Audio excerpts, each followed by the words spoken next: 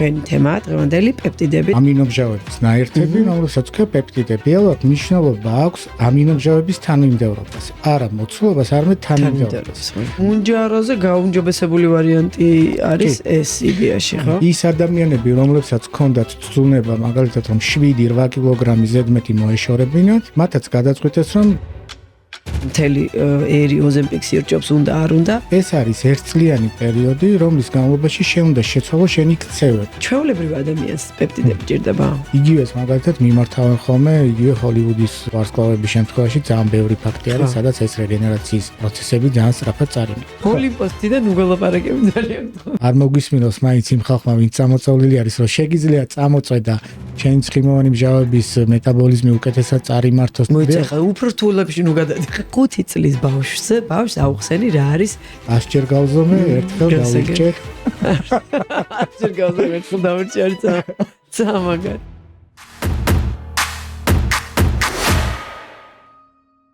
მოგესალმებით, მე ვარ ჩერი, ეს არის ჩერის სივრცე და ძალიან მიხარია რომ თქვენ ჩემთან ხართ და კიდევ უფრო მეტად მიხარია რომ ამ სეზონზე სპონსორი ყავს და ჩვენი სპონსორი არც მეტი არც ნაკლები არის სნეკის მიწისთხილის კარაქი, რომელიც არის საქართველოში წარმოებული, არ აქვს არანაირი დანამატი, არ აქვს შაქარი დამატებული, შეიძლება ძალიან კარგი რეცეპტებით დამზადოთ ტკბილის შემცვლელი კარგი რაღაცები ისეთი რომ შაქრისკენ არ გაგიქცეთ თვალი და მოკლედ ძალიან კაი რაღაცაა რომ გქონდეთ ეს კარადაში. იმიტომ რომ ყველა ფიზიკურად აქტიურ ადამიანს ერთი სნეკი მაინც უგდია კარადაში. ასე რომ თქვენს დააგდეთ, არაფერი არ მოვა. არც კარადას, არც სნეკს. არც კარადას, არც სნეკს. მოკლედ, გადავიდეთ ჩვენს დღევანდელ თემაზე. ჩემი დღევანდელი თემა არის მისტიკა, ჩვეულებრივად. უშველებელი საკამათო და სადებატო თემა.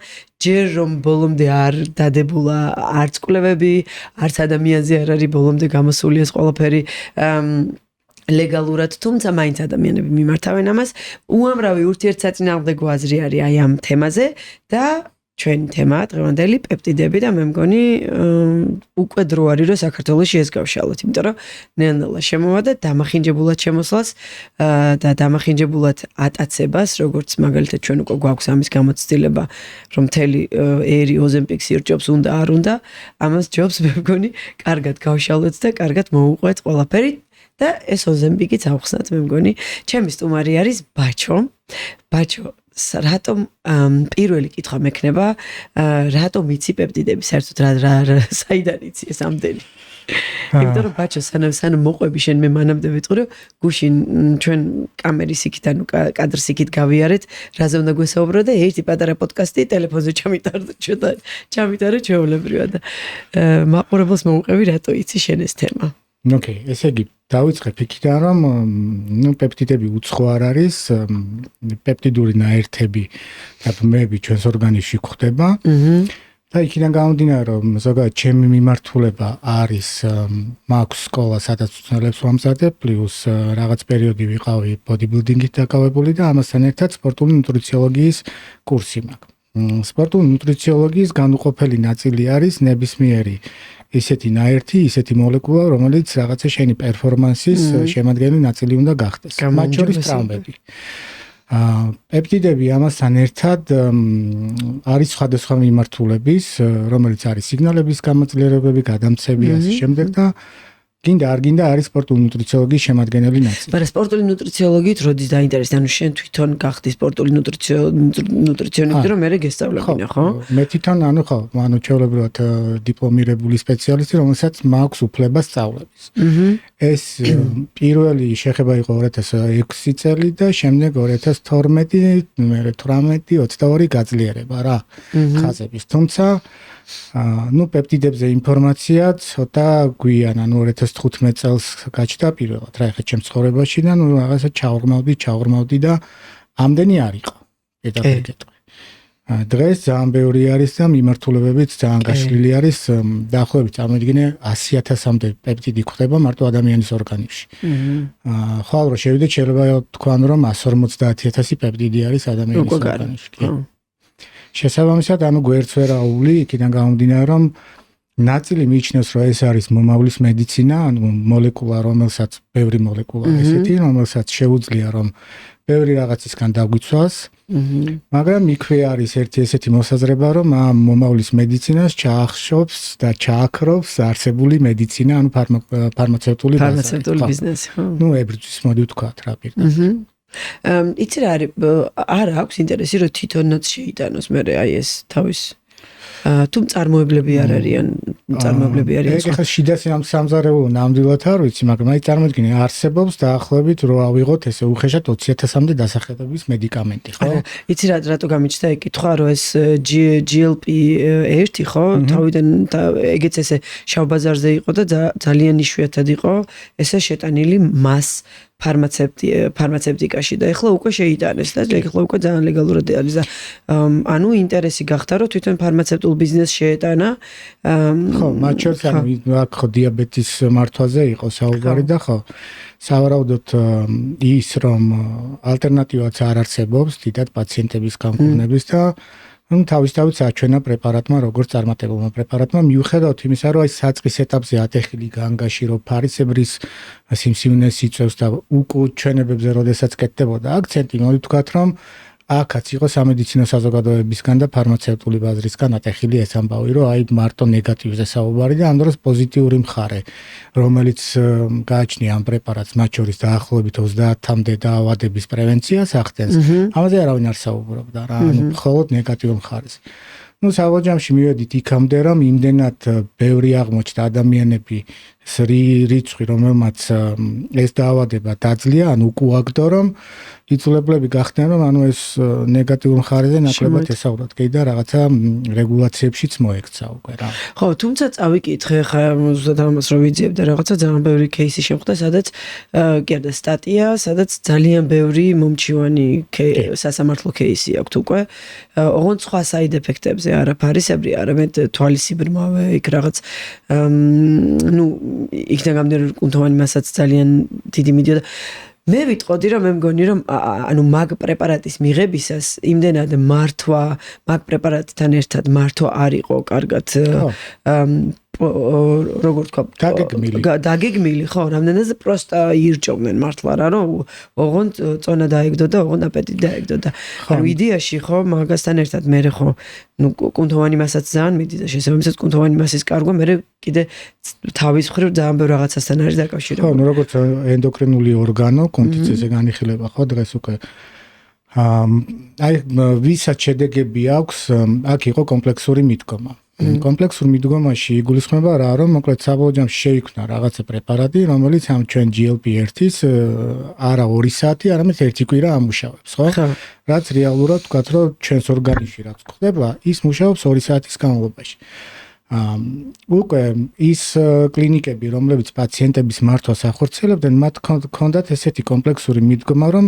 ეს არის ერთწლიანი პერიოდი რომლის განმავლობაში შეუნდა შეცვალოს შენი ქცევები მათ შორის კვებასთან მიმართებაში მათ შორის ფიზიკურ აქტივობასთან მიმართებაში გაცნობიერებული კვების ნაწილში რომ აი ეს 1 წლის შემდეგ რაღაცა შედეგი რო გექნება და ამ დაავადებას უკან გადავწევთ ისევ იგივე საწყის წერტილში არ დაბრუნდეთ რა თქმა უნდა აქვს ბევრი უარყოფითიც უბრალოდ იქ დამხმარე კომპონენტები რაც უნდა შემოსულიყო სანამ ეხა კონკრეტულ кейსებს და შემთხვევებს არ წააწყდება მედიცინა მანამდე ყველაფერს ვერ გამორიცხავს ხო შეიძლება გამორიცხოს 1000 რაღაცა უარყოფითი მხარე მაგრამ აღმოჩნდეს 2 რა თქმა უნდა ეგ ნებისმიერ წამალს და ნებისმიერ რაღაცას დამატებით რაც შემოყავს ორგანიზმში ყველაფერს ახასიათებს ეგ თუმცა მოყევი რაღაცა იდეალური შემთხვევა იქიდან გამომდინარე რომ ეს შავ ბაზარზე იყო ხელმისაწვდომი და ძირითადად მე მგონი მართლა დიაბეტის მქონე ადამიანები იღებდნენ ექიმის გავლით დანარჩენი ყველა თავისთვის ინიშნავდა მაგაზე შესაბამისად მაგას ვინ ეტყოდა ხა რომ ივარჯიშე და კვებით ქცევა გამოატარა ეს თვით რეგულაცია და ეს დანიშნულების მიღებაც იყო დაკავშირებული რასთან რომ ადამიანებს რომლებსაც უნდათ ანუ ისტორია ხო ესეთია რომ შეიქმნა კონკრეტული მიზნობრივი ჯგუფისთვის ამ დროს აღმოჩნდა რომ ამ კონკრეტულ მიზნობრივ ჯგუფს ახასიათებს ის რომ მათ დაკარგეს ანუ ზედმეტი წონა რაღაცა ვიზუალურად უკეთესად გამოიყურებენ და ის ადამიანები რომლებსაც ჰქონდათ ცუნება მაგალითად რომ 7-8 კილოგრამი ზედმეტი მოეშორებინათ მათაც გადაწყვიტეს, რომ შეუძლიათ იმის მაგალითზე გამოიყენონ ეს პრეპარატი. ესეთი იყო უამრავი და ჩვენს გარშემოც დარწმუნებულია უამრავი. მე მყავს გარშემო ისეთი. კი, ძალიან ბევრი. ნუ ხა რა უკუჩვენება აქვს 25 მიკროგრამით დავიწყებ, ანუ ხო, თავი. და ამ დროს იქითკენ და მოძებნე და სკენი რესერჩიც გავაკეთე, არ არის, ხო ეს? არ არის, ხო, ეს არის ექიმის სამართალი. პოდკასტის წარმდგენია Cherry Fit აპლიკაცია. ეს არის პლატფორმა, სადაც დაგხვდებათ უამრავი დისტანციური სავარჯიშო პროგრამები. დარბაზის პირობებში, სახლის პირობებში, ასევე იქნება გაწერილი კვების მენიუები ძალიან ბევრი მიმართულებით. დაწყებული სამარხოდან, დამთავრებული ინგრედიენტებით და მზაკერძებით. ამასთანავე დაგხვდებათ სარეაბილიტაციო ტიპის ვარჯიშები, რომელიც ძალიან წაგადგებათ, განსაკუთრებით მათ, ვისაც გაქვთ ხერხემლის პრობლემები. აპლიკაციის გადმოწერას შეძლებთ როგორც iOS-ის, ასევე Android-ის ტელეფონებსაც. დაუბრუნდით მაშინ პეპტიდებს და ავხსნათ რა არის პეპტიდები და ზოგადად როდის წამოვიდა ვაფშე რა მინაერთია, რა ჩვენში არის ახსენე, ხო? მაგრამ რა ტიპის პროტეინი, ვიცით რომ არის პროტეინი, მაგრამ რა ტიპის პროტეინი არის ის, რასაც ჩვენ ვიღებთ კვებიდან ის 4 გრამი რა მასე გერდა 4 კალორიას რო შეიცავს 1 გრამი ეგეთი პროტეინია თუ საერთოდ სხვა შინაარსის არის. კარგი, დავიწყოთ ცოტა შორიდან რა, ძალიან შორიდანაც არა. ზოგადად ამ ტერმინი პეპტიდი დაახლოებით 100-120 წლის წინ გაჩნდა. რეალურად როცა აღმოაჩინეს რომ ცილის გახლეჩვის შედეგად რჩება რაღაცა კიდე.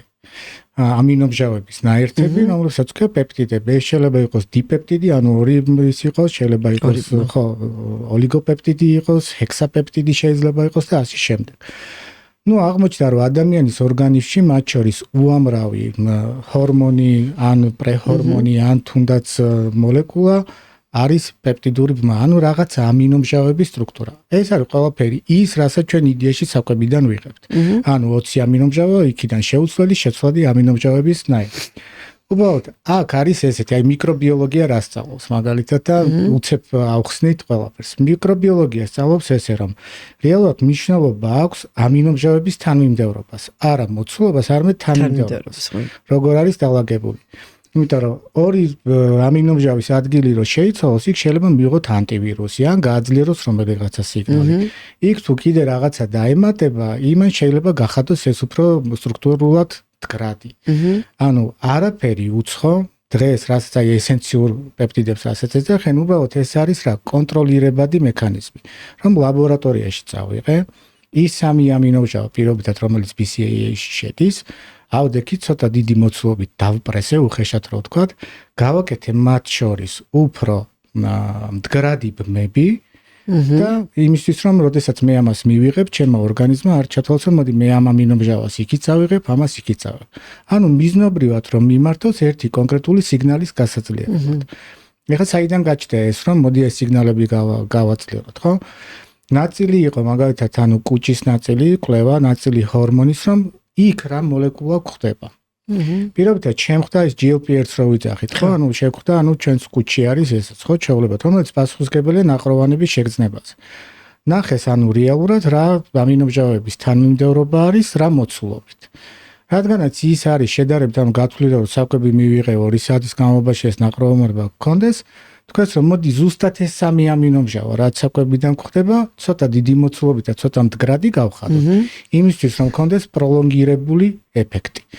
აბსოლუტურად ყველა პეპტიდი დღეს რაც პოპულარული არის, რასაც იყენებენ, იქნება ეს კანის სტრუქტურისთვის, იქნება მყესები, იოგები, ანგიოგენეზი იყენებენ ღირსელებაზე. ხო, აბსოლუტურად ყველა გვხდება ჩვენს სხეულში და არის უბრალოდ სინთეზირებული, რომ კონკრეტულად მისი გავლენა შემოწმდეს. ნუ მიტოქონდრიული ისენი რა ქვია, კიდე პეპტიდები რაც მიტოქონდრიების გამოჯამთელებას ეხება, ის არის მიტოქონდრიიდან აღებული.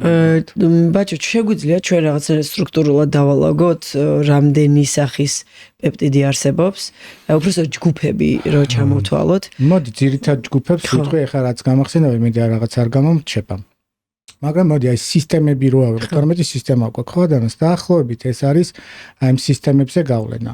ეს იქნება საჭმლის მონელებელი სისტემა, იქნება ჰორმონალური სისტემა, იქნება ძვალსახსროვანი, იქნება ეს პირობითად ძილი, ანუ ცირკადული რიტმებზე გავლენა, ეს იქნება ორგანელებზე, ანუ მიტოქონდრიებზე გავლენა, მათი გაძლიერება, მეტაბოლური თვისებები რაც არის, ამაში მონაწილეობა, იქნება ეს ლიბიდო, იქნება ეს შემდგომ, ანუ როდესაც უკვე მენოპაუზის პერიოდი დგება. აი ამ მონაკვეთებზე და ამ სისტემებზე გავლენისთვის არის. ანუ უკვე სადღაც 7-8 ჯგუფამდე მივიდივართ. რეალურად არის უკვე მიქს ვარიანტებიც ხდება რა, პირობითად ისეთი პეპტიდები, რომელიც კონკრეტულად ერთ რაღაც სიგნალს არ აძლევს, რეალურად აძლევს 2-3 იმისთვის, რომ იმოქმედოს სისტემურად. აი პირობითად ძვლის მოტეხილობა მაქვს. იქ ძვლის გარდა ხო არის რბილი ქსოვილი, იქ რბილი ქსოვილის გარდა არის ანუ კაპილარების ისა, ხო. შესაბამისად უნდა იმოქმედოს ამ სამზეც. ნუ იმის გარდა კიდე ნერვული ნაწილია. ამაზეც რო იმოქმედოს და დღეს რეალურად თანამედროვე კვლევარების ჯგუფი აქ შეექიმებს. ანუ ეგ გამოდის რომ უკვე სინთეტიკური გამოდის ხო, სინთეზირებული, იმიტომ რომ შენ ჯარიქცე პირობითად მე რო ფეხი მოვიქცე. არა უშასგად. ხო. ესე თუ და всё. ჩემი ორგანიზმი მიმართავს, ანუ აი რაც იქნება, დაზე 5 სისტემა დაზიანდება, 5-ვე მიმართულებით დაიწყებს სიგნალების პროვოცირებას, რომ მოდი შევახორცოთ. უბრალოდ ეს სიგნალები შეიძლება არ აღმოჩნდეს საკმარის, რატო ერთი რომ ამ სიგნალების გაძლიერებას სჭირდება რეალურად ცილა უნდა კონდეს საკმარისი რაოდენობით. და ნუ იმუნური სისტემაც ხო საჭირო არის. იმუნურ სისტემაზეც კიდე ცალკე პეპტიდები არის, ძილის ფაზა, ანუ ხო. და ეს ყველაფერი არის აღებული და მიმსგავსებული ჩვენს ორგანიზმში არსებულ აი ამ სიგნალებთან. შესაბამისად ხდება ჩვენ ხო სხვადასხვა ფორმით, მაგრამ მე როგორც წავიკითხე, შენ ჩვენ რო ვისაუბრეთ, მითხარი, ანუ მეც რომ მოვიძე ინფორმაცია ნაზალურიც, ინექციური და არის აბები. მაგრამ ნაწილი აი ეს პეპტიდების სპეციალისტები ვთქვათ, არ აღიარებენ ინექციურის გარდა არაფერს. ანუ აი იმ ორს ნაზალურს და იმას თითქოს არც ეხებიან. შენ როგორ ანუ რა მოსაზრება გაქვს მაგას დაახლოებით? გეტყვი, მანდ არის ძალიან ისეთი ცოტა ღრმა ბიოქიმია, ერთი არის დელტონებში იზომება პეპტიდები და მეორე არის ბმები, რამდენი ბმა არის. პირობითად რამდენი ამინომჟავისგან შედგება. ანუ ყველაფერი ის, რაც შედგება 20 ამინომჟავაზე მეტისგან, ფიზიკურად, ნაზალურად შენი ორგანიზმი ამას ვერ მიიღებს. ანუ არა გამტარიანობა. მაგრამ ისა მითხარი ბოდიში ხმად გაგაწყვეტინებ. საერთოდ პეპტიდებზე განმარტება, უშუალო განმარტება არის short chain amino acid, ანუ მოკლე ჯაჭვური amino acid როგორ არის? ამინომჟავები არის. ანუ მოკლე რას ნიშნავს? მოკლე ჯაჭვი გულისხმობს ამ შემთხვევაში იმას, რომ 20-ზე ნაკლები არის იმ 20-ზე. შეიძლება იყოს უფრო მეტიც იყოს, უბრალოდ შევიწროვებული ვერსია არის. სადღაც 3-ით შეგხვდება, სადღაც შეგხვდება 7-ით. მაგრამ ჯამში მონაწილეობს უხეშად რომ შეხედო 7-დან 9 ამინომჟავამდე. უბრალოდ გადალაგება არის მათ შორის 7-დან 9-მდე ყველა essential არის. არა. არ შეიძლება იყოს არა essential-ები. იმიტომ რომ მათ ხო თავიანთი ცალკე აღებულ ამინომჟავებს აქვს თავისი ფუნქცია. მაგალითად გლიცინი რო ავიღოთ, ითვლება რომ ეს არის პირველი ამინომჟავა, ხო? საერთოდ რომელმაც მერე თავის ანალოგი შექმნა და აქედან წამოვიდა სხვა ამინომჟავები. რა თავად გლიცინი და მერე გაყვა. ეს მაგალითად ხდება თითქმის ყველა პეპტიდში, რომელსაც ჭირდება რომ იყოს მოქნილი. სისტემაში რომ მოხდება იყოს მოქნილი. შეიძლება შეხვდეს ლეიცინი, რომელმაც უნდა უზრუნველყოს ის რომ ლეიცინი რა არის თანუწყვეტ მაყურებელს? ამინომჟავა, რომელიც რეალურად უნდა უზრუნველყოს ის რომ კუნთოვანი სისტემა ცოტა გაზარდოს ან გახადოს სტაბილური, იმიტომ რომ ეს არის ანტიკატაბოლური თვისებების და კიდე სხვა ფუნქციებიც აქვს თუ ამინომჟავებს, რომელიც დღემდე ისწავლება. უბრალოდ შეიძლება შეხვდეს 3 ამინომჟავისგან, ახლა მაგალითად რო ავიღოთ კოლაგენი, ხო? ხო. კოლაგენი არის 10000 ამინომჟავა. მაგრამ 10000 ბმა. თუმცა 3 ამინომჟავა მონაწილეობს ამაში. ხო, და ყოველი მესამე ხდება გლიცინი. და ფიზიკურად ახლა ჩვენ რასაც ვიღებთ ხოლმე დანამატისახით, იქ არის შევიწროვებული კოლაგენ პეპტიდები რო იყდება. იქ არის 7 ამინომჟავა რეალურად დალაგებული და უნდა გააძლიეროს უბრალოდ სინთეზი კოლაგენის რა. ახლა ნაზალურებს რაც შეეხება დაუბრუნდები ორედა სიტყვით ვიტყვი. შენი სამიზნე ობიექტი თუ არის პირობითად კოგნიტური ფუნქციები და არ აღემატება რეალურად ეს ყველაფერი 20 ამინომჟავას და 5000 დელტონს, ამას შენი ორგანიზმი მიიღებს. სხვა შემთხვევაში უბრალოდ გადავაბოლოს მაინც საჭმლის მონელებელი სისტემიდან დატოვებს შენს ორგანიზმს. ინექციას რაც შეეხება გააჩნია აქაც რა არის სამიზნე, რაღაცა კეთება. აბებზე აი ანაზალურზე და აბებზე რომ მითხრა კიდევ აბებიც იგივენაირად გამოდის. აბები არის აი მაგალითად ესეთი თუ გაგიგია შენ PPC 157. კი როგორ არა. ხო, აი PPC 157 ჩვენს კუჩის წონში გვხდება. და საიდან წამოვიდა ეხლა საერთოდ რომ რეალურად დასვეს ესეთი კითხვა რომ ეს ჩვენი მჟავე ნივთიერება რომელიც კუჩში გვაქვს 157 ერთ-ერთი პეპტიდი არის რომელიც აქტიურად ტრიალებს ბაზარზე ეს. პლუს არის ორალური მიღების გზა და არის საინექციო. და რეალურად ანუ კითხვა გაჩნდა რომ რატომ არ აზიანებს ქსოვილს, რა რისკი როგორ არის რომ ანუ ჩვენი ეს კუჩი ეს ქსოვილი არ ზიანდება და რეალურად აღმოჩნდა რომ ეს PPC 157 არის რაც უნარჩუნებს რეგენერაციას ახდენს აი ამ კუჩის ქსოვილის, კუნთოვანი ქსოვილია სამი ტიპის რომელიც სხვადასხვანაირად ანუ ფრაგმენტაციას ახდენს საკვებს. მერე მიკრობიოლოგია აკეთებს ესეთ რაღაცას რომ უჯრედის ანალოგის შექმნა დღეს უკვე ძალიან მარტივია. და სადაც არ უნდა დააწვეთო და აასხა შეიყვანო ეს PPC 157 იწყება მომენტალური რეგენერაცია. ანუ მას ახასიათებს სწრაფი რეგენერაციის უნარი. შესაბამისად, ანუ ეს ტიპი შეიქმნა იმისთვის, რომ რაღაცა იქ დაზიანებები აღდგენა სწრაფი და პლუს ორალური გზით მიღება ხდება იმ შემთხვევაში თუ არის რაღაც დაზიანებული ნაწლავის დიაგნოზები. ხო, აი მაგალითად ნაწლავის ლორწოვანის დაზიანება, ხო? და ამის გამოჯამრთელებისთვის მოიყენებენ რეალურად ორალურ საშუალებას. იმიტომ რომ შენი კუჩისთვის ორალური საშუალება იმისთვის რომ აქ ნაწლავს მიხედოს, კუჩს მიხედოს, არის ძალიან ნაცნობი და ათვისება მისი უკეთესად ხდება თუ კუჩს ეხება. თუ პირობითად დელტის დაზიანება მაქვს, მაშინ დელტასთან ახლოს უნდა მოხდეს ინექცია. ხო, ეგეც წავიკითხე რომ ზოგადად ჯობია არა სისტემურად გაუშვა, არამედ ლოკალურად, თუ მით უმეტეს თუ დაზიანებაზე მიდის საუბარი ან ტრავმა არის და ტრავმის აღდგენა არის. აი მაგ ჯგუფის პეპტიდები ჯობია რომ ლოკალურად მოიხმარო, ვიდრე დავშოთ სისტემაში გაუშვა, იმიტომ რომ ძალიან ბევრ სხვა სიგნალს ააქტიურებს და სხვა მასთან ერთად კომბინაციაში იყენებენ ხოლმე ესეთი არის TB500, რომელიც მათ შორის არის ერთ-ერთი ძლიერი ანგიოგენეზის წარმმართველი. ანუ უნდა მოხდეს იქ სისარღვების ეგ TB500 და ეს 157 ხო ერთი ჯგუფის იმაში არის. ერთმანეთს უბრალოდ ერთს ახასიათებს TB500 ახასიათებს ანუ მკვეთრად აქტინზე, ანუ უჯრედში რო ავიღოთ, ხო? მიოზინის და აქტინის მიოფილამენტები რაც გვაქვს, აქტინის აქტივაცია ახასიათებს. აქტინი რა არის? ეს არის ცილა, რომელიც ჩვენ ხდება ყველაზე სიღრმეში ჩვენი კუნთის აგებულებაში და ამ აქტინის და მიოზინის ურთიერთქმედება არის რაც იდეაში შეკუმშვასთან ასოცირდება, ხო კუნთის. და ამ აქტინის აქტივაციას ახდენს. გარდა ამისა, მისი გავლენა არის ესეთი, რომ არ არის რეკომენდირებული იმ ადამიანებისთვის, ვისაც ონკოლოგიისკენ მიდრეკილება აქვთ, იმიტომ რომ მათ შორის, ხო, ანუ კვებავს კვანძოვან უჯრედებს და ამ შემდეგ და შესაბამისად კი, რადგან უჯრედის რეგენერება, ბოდი შეგაწყვეტნე. უჯრედის რეგენერაციასთან ერთად, ანუ იზრდება, ხო. ესეც ვთქვათ, რომ არა მარტო ონკოლოგიის მქონე, არამედ გენეტიკურად დატვირთული ადამიანები, ვისაც დავშოთ ისტორიულად ოჯახში აქვთ ეს დაფიქსირებული, მანდაც სიფრთხილით უნდა მოეკიდონ. ან კონტროლი არის იდეაში დაწებული. ჩვენთან ამის კონტროლი ცოტა რთულება, მოდი ვთქვათ, ბევრ ქვეყანაში არის რთული, იმიტომ რომ არ არიან, იმიტომ რომ პეპტიდის სპეციალისტი ექიმები არ არიან. და პლუს უჯრედულ დონეზე უფრო პლაზმაში ხდება ხოლმე იმის განსაზღვრა, რომელი პეპტიდების მიმართ როგორი განწყობა გვაქვს. აი მაგალითად ჩინეთი რო აიღო, არის რა იქ რო ტირზეპატიდი მაგალითად ვერ მიიღეს. იმიტომ რომ მათი კუჩის მოწყობა სხვანაირია, მშავადტოვანი ბალანსი სხვანაირი აქვს და თავიანთი შექმნეს რაღაცა, ხო? მოარგეს. და ეს TB500 წარმოიდგინე ხა რეალურად გაჩნდა 80-იან წლებში ცხენოსნურ სპორტში. ცხენების რო არ ქონოდა ძალიან დიდი დატვირთვა და მე უკვე როგორც წესი სპორტსმენები ესეთ რაღაცებს იყენებენ ხოლმე ცხენი, ესე იგი ჩემთვისაც კარგი იქნება. აი ხა შენ ეს ვახსენე TB500 და 157. 157-ის ასოები არ მახსოვს ხო? არა, ძალიან ბევრი ის არის. ან მე სახელებს საერთოდ ვერ მახსოვრებ და მაგ 157 რო დამიმახსოვრე, ეგ ძალიან ამაყი ვარ.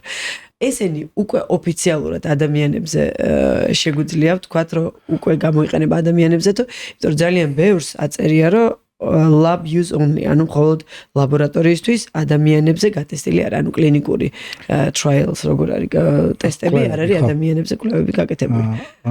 იგივე შტატები რო ავიღოთ, შტატებშიც არის რომ კლინიკები იყენებენ, ანუ იქაც კვლევითი ნაწილი როგორ ტარდება ყველა ქვეყანაში ერთნაირად არ არის, ხო? კლინიკის ნაწილში რაღაცა კლინიკებს აქვთ ლიცენზია, რომლებსაც აქვთ უფლება რომ პაციენტის თანხმობით, იგივე სპორტული მიმართულებით ეს ყველაფერი გამოიყენონ, ან თუნდაც ტრავმების მოტეხილობების. იგივეს მაგალითად მიმართავენ ხოლმე იგივე ჰოლივუდის ვარსკვლავების შემთხვევაში ძალიან ბევრი ფაქტი არის, სადაც ეს რეგენერაციის პროცესები ძალიან სწრაფად წარიმართ. მე ამ მაგალითებზე დაყნობით რაღაცა დასკვნები გამოდის ხოლმე, მაგრამ ესე რომ მასობრივად აბა შევყარეთ 10,000 კაცი და ნახოთ ამაც რა იქნება, ხო, ეს არა. ამიტომ არის ხოლმე რომ თუნდაც ლიცენზია, რომელიც მოპოვებული აქვს კვლევით ცენტრში, შეიძლება ამ ლიცენზიას ვადა ისე გაუვიდეს, რომ პრეპარატმა ზისხივი ვერ იხილოს, რა დღის სინათლე. თუმცა ვთქვათ, რომ პრაქტიკულ ნაწილში, რასაც ჩვენ ვეძახით, რომ ანუ ეს არის ფსევდოკვლევა, იმიტომ რომ მე ჩემი მაგალითი, შენი მაგალითი და ასე შემდეგ, ესეთი არის ძალიან ბევრი. და წარმატებული მაგალითები არის. პლუს არის ქვეყნები, სადაც ამაზე რეგულაცია საერთოდ არ არსებობს. იგივე პოსტსაბჭოთა ქვეყნები რო ავიღოთ, იქ რეგულაცია არ არსებობს, რომ ან შეიძლება, ან არ შეიძლება. და არის იქაც საწარმოები, რომელიც ზუსტად იგივე ნედლეულს იყენებენ, რომელიც პირობითად იგზავნება ამერიკის რომელიღაცა მაშინ რა ქვია. და ამით თვითონ ამზადებენ უკვე რუსული ანალოგები რო ავიღოთ დასახელების და კლინიკებში ჩაოლებად იყენებენ და პაციენტების მართვაში მათი ნებართვით ხდება ეს ყველაფერი. გასაგებია. მაგრამ ნუ მაინც ეს ბაზარი ძალიან უმართავი არის. უმართავი უკონტროლო არის. წარმოებლები არ ვიცით. ვინ არის? ანუ შენ ან ჩვენ ზოგადად შეგვიძლია დავასახელოთ რამოდენიმე ძირითადი მოთამაშე, რომელიც წარმოებელია და დაუშვათ თუ ადამიანი მოიხმარს რომელიმე პეპტიდს, აი იმისი თუ არ არის არ უნდა ენდო არის ესეთი მომენტი? ვიცი რა, ეხლა მე რომელსაც ვენდობი შეიძლება სხვა სხვისთვის ის არის, ხო, აი მაგალითად direct peptide არის ესეთი, რომელსაც ნუ ამერიკული ის არის რა, რომელსაც ვენდობი peptide science იყო, რომელიც 10 დღის წინ გაქრავ.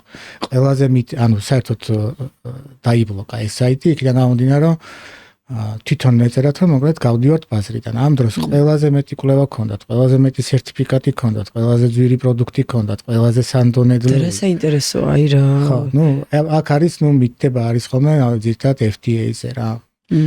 ხო და ნუ მე ჯერჯერობით ანუ ეს არის direct peptide, რასაც ვიყენებ და შეიძლება შემხდეს თუნდაც რაღაცა ჩინური ანალოგები, მე ცოტა რისკიანი ვარ და ხო იცი რა ყოფილა შემთხვევა რაღაცა დავშოთ გიცდია და მე ცოტა ფიდბექი მოუწია ხელს. არა, აი თუნდაც მე მაგ გაკეთებული 1 წლის წინ ოპერაცია გავიკეთე და ზუსტად აი STB500 და BPC 157 პლუს კიდე რაღაცები იყო, არ ვიტყვი რომ ვიღაცამ არ გატესტოს მე და არც დოზირებებს არ ვიტყვი.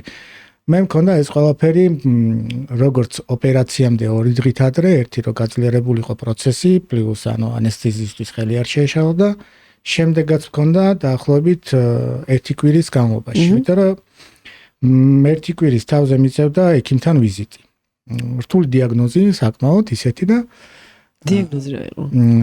ნაწლავის ნაწილში იყო, სწორი ნაწლავის ჰემოროიდექტომია არის, რომელიც მეორეჯერ ანუ გენეტიკურად მიდრეკება, მეორეჯერ მომიწია 10 წლის თავზე ოპერაცია. იქ 5 კვირის პაციენტები მაგალითად ზმუკუნებენ კიდევ, აიდე და ვერ ხვდები და ასე შემდეგ. უთულესი ოპერაცია. მე 4 დღეს ლექცია წავიკითხე. 1 კვირის თავზე მოსაწონი ჭრილობა იყო, როგორ უნდა მოგეწონოს. არა, ხო. იყო რა. სამაყო ექიმების ქირურგისგან იყო, რომ ძალიან მოვლი რაღაცა. მაგრამ ეს დოზირება შენ დაინიშნე, ეს ალქიმიკოსი დოზირებებიც არის ცნობილი. ეხლა უკვე პირობითად შენ რო ეს ყველაფერი ხელოვნურ ინტელექტს კითხო, არ გიპასუხებს დოზირებას. შეიძლება დაბლოკილია ეგ მომენტ კი და დაასწორი წარი მგონი. 1-2 წლის წინ რომ მოგეძებნა დოზირებები ცხია იყო. თუ მოტყვებით რაღაცას კითხო, შეიძლება ეგ დოზირება გითხრას. თუმცა ნახეთ დოზირებების განსაზღვრასთან დაკავშირებითაც გეტყვი. პეპტიდებს როგორც წესი იყენებენ ძირითადი მომხმარებელი მაინც არის სპორტსმენი. რომელსაც მართავს სპორტული ექიმი, რომელსაც აქვს ზურგს უკან საწარმოში ან თუნდაც კვლევებში გამოცდილება. ის ბრმად რაღაცებს არ იძახის. მიხვდი და შესაბამისად ის შემართლა იდეალურ სიტუაციას ვინ რომელ სპორტსმენს მართავს სპორტული ექიმი აქ საქართველოში. საქართველოში არ ვიძახი. ხო, მაგას აკვართ.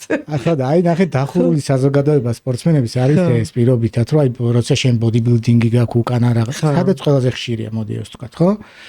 იქ უკვე მიდის რა, გამოცდილების გაზიარება, რომელიც პირობითად შეიძლება იყოს მეოთხე პირით მოთხრობილი, მაგრამ საწყისი იყოს პიროვნება, რომელიც იქ ზის და ამას ყველაფერს აკეთებს. მესმის. თუმცა არის ასევე ძალიან ბევრი სემინარები, სადაც უშუალოდ ის ადამიანები კითხულობენ ლექციებს, რომლებიც ამის ამ პროცესში არიან ჩართული. მათ შექმნაში და დოზირებებს, რეკომენდირებულ დოზირებებს ისინი იძახიან. და кейსტადებს განიხილავენ ალბათ, ხო? თავისთავად, ხო. მოდი უცებ დოზირება გეტყვი, რომ ეს ციდან არ მოვიტანეთ და ხილო არ მქონდა. ანუ გადაიკითხე სპეციალისტებს, ბუმბერადის კლასიკოსები გადაიკითხე. იცი რა მეინტერესებს, ჩვეულებრივ ადამიანს პეპტიდები ჭირდება? არის მთელი რიგი კლასი, რომელზეც შეგვიძლია თავისუფლად ვთქვათ, რომ რაღაცა უკუჩვენება ესეთი არ არის გამოხატული და ნაცნობი. ჩვეულებრივ რას გულისხმობს? აი უბრალოდ ტიპი თავის ვარჯიშობს, ჯანსაღ ცხოვრებას ინარჩუნებს და თუ არა არც ენერგიის დეფიციტი, არც პირობითად პრობლემას ახსრებს მყესებზე, ვთქვათ რომ რაღაცა საკამდე, მოდი ვთქვათ რომ ყველაფერი უნდა ვაკეთოთ იმისთვის რომ არ დაგჭირდეს არაფერი, არც სტეროიდის მოხმარება, არც ფარმაკოლოგია და არც არაფერი. მაგრამ სამწუხაროდ დგება ასაკი, რომლის იქიდან ეგასაკი. თუნდაც ახლა ავიღოთ 40 პლუსი 35-იც არის, სადაც უკვე სტატისტიკურად მაჩვენებლები რაღაცების კინცილ სარკოპენია იწყება, რომელიც გარდაუვალი პროცესია, ხო? თუმცა, აქაც არის, ხო, ერთი არის, რომ ვიღაცა ფსონს ჩამოდის, რომ მე ძალისმიერი ვარჯიში მექნება, ზომიერად, სწორად წარმართავ, მყესებს გავაძლევებ, არაფერს არ შევეხები და მეორე არის, რომელიც იძახის, რომ მე არ ჩამოვალ ფსონს, მე მოდი ფსონს ჩამოვალ რაღაცა ცოტა ისეთ. დანამატზე. ხო. დანამატზე და მიადგება. მაგრამ აი ნახე, ძირითადად ვინც მიმართავს ამას, იქ არის ან მყესის დაზიანება, ან იოგების დაზიანება, ან რაღაცა იგივე საიდან გაჩნდა თუნდაც აი TB500 ადამიანებზე და PPC 157, ხო? ყველას გსმენია ეს ლეგენდარული გერმანელი პროფესორების შესახებ, რომელიც ერთი კვირის ვადაში მოტეხილ ფეხს და ფეხბურთს აღადგენს. იქ შიგნით რა ხდება? კაცმა არ იცის როგორ ალქიმიკოსები და რა კოქტეილებს უმზადებენ, კაცმა არ იცის, ხო, რა თქმა უნდა. ეგ ძალსახარი, კი. ეგ ინფორმაცია ჩვენთან მოდის ალბათ 25-30 წლის დაგვიანებით. კი.